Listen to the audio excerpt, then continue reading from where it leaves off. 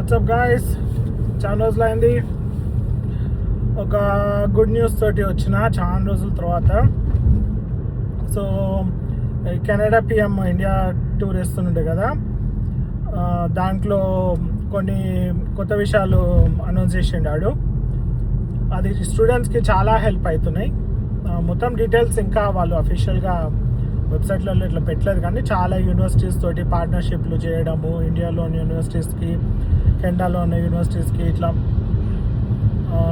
ఏమంటారు students exchange programme కింద and చాలా స్కాలర్షిప్లు పెడుతున్నారు స్టూడెంట్స్కి. సో రానున్న రోజుల్లో స్టూడెంట్స్కి మంచి గోల్డెన్ ఆపర్చునిటీస్ రాబోతున్నది.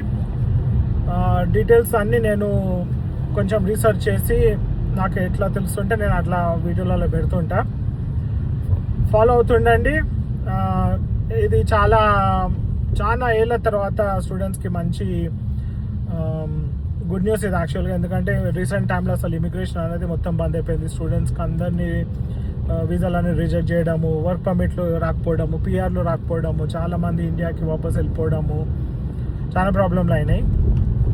బట్ ఇప్పుడు యుఎస్కి కెనడాకి ఉన్న ట్రేడ్ వార్ వల్ల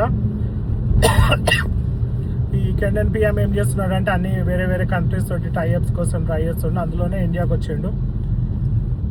అందుకనే బిజినెస్ పరంగా మనకు సంబంధం లేదు, కానీ బట్ స్టూడెంట్స్కి అయితే మంచిగా ఆపర్చునిటీస్ రాబోతున్నాయి రాను. So stay tuned. నేను కింద లింక్ పెడతాను డిస్క్రిప్షన్లో, చూసి మీకు ఏమన్నా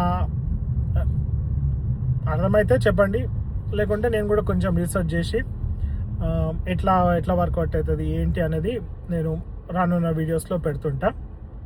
అంతవరకు బాయ్.